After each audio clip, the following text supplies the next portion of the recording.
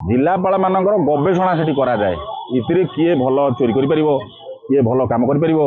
eighty किए भल लूट करि परिबो एटी किए सरकार दल साहाय्य करि परिबो यही बाबद रे बोध हुए सेठी गवेषणा हुए तेणु जोटी की 31 वर्ष भितर 50 जन कलेक्टर सेठी जाइकिनि आसिलेनि सर्वाधिक काल जदि काम करथियो जति मोर ज्ञात अछि अनुभव अछि समर्थ वर्मा एवं प्रमोद दास जे अछंती सी बोधे बोधे 2 जनकर कार्यकाल बोधे सर्वाधिक हो पारे आउ बाकी जी जाइछंती मासे 1.5 मासे 15 दिन 6 मासे 3 मासे 2.5 मासे यही भाया कलेक्टर जाइछंती आप हिसाब कर 31 वर्ष रे बा 32 वर्ष भितर जदि गोटे जिले में 50 जन कलेक्टर केवल बदली हेबे बा ट्रांसफर हेबे जिला को जीवा आसवा करेंगे से जिलार विकास कौन हम बर्तमान केन्द्रापड़ा गोटे गोटे बड़ इश्यू चली जोटि निजे कलेक्टर कहते केन्द्रापड़ा राजनीतिकरण न करा जाऊ प्रकृत केन्द्रापड़ा डेभलपमेंट को लेकिन जो प्रश्न केन्द्रापड़ा उन्नतिकरण होनी भी गोटे प्रश्न सब बड़ प्रश्न उठे निजे कलेक्टर देखु कलेक्टर कौ परिस्थिति प्रश्न उठेले से व्यक्तिगत विषय किंतु जेहेतु पार्टी से प्रश्न बाहरी केन्द्रापड़ा जिले में जी बड़ बड़ नेता अच्छा से चाहिए आहरी अनेक किसी विकास करें ताकू नहीं जो बयानबाजी चलती कलेक्टर राजनैतिक बयानबाजी करूँ ना प्रकृत में जो मैंने विषय उठाऊँच से भूली जावा उचित नुह जे कलेक्टर जो आसुँच गोटे जिला को सी भी केन्द्रापड़ा विकास करने आसुँच सरकारी दल बा विरोधी दलकर उभयंकर मतरे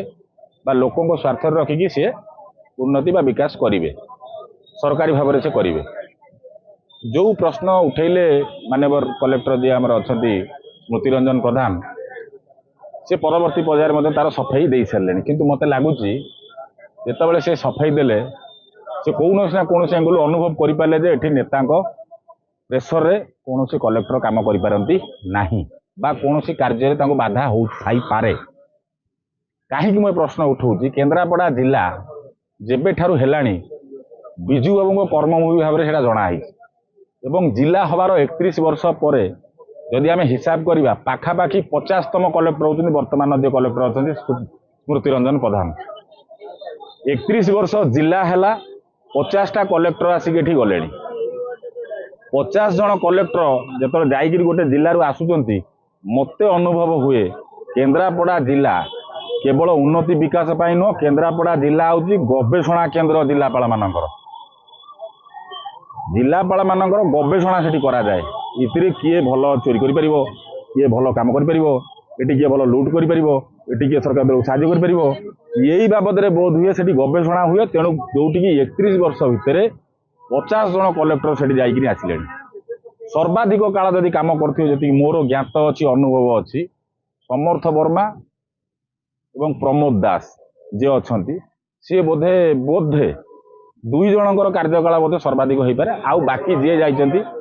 मासे 1.5 मासे 15 दिन 6 मासे 3 मासे 2.5 मासे यही भाया कलेक्टर जाइछंती आप हिसाब कर 31 वर्ष रे बा 32 वर्ष भितर जदि गोटे जिले में 50 जन कलेक्टर केवल बदली हेबे बा ट्रांसफर हेबे जिला को जीवा आसवा करेंगे से जिलार विकास कौन हम तेणु सेटा को गणमाध्यम कहीदे जो मैंने विषय कहते निश्चित भाव में नेता कौन दिन परिवर्तन होना से विरोधी दल नेता थे से सरकारी दल नेता थे आज सरकार चेंज होती सत्य से विरोधी दल सरकार दल सहित सामान थे ना कौन अलग कौट आसमान तो थे कि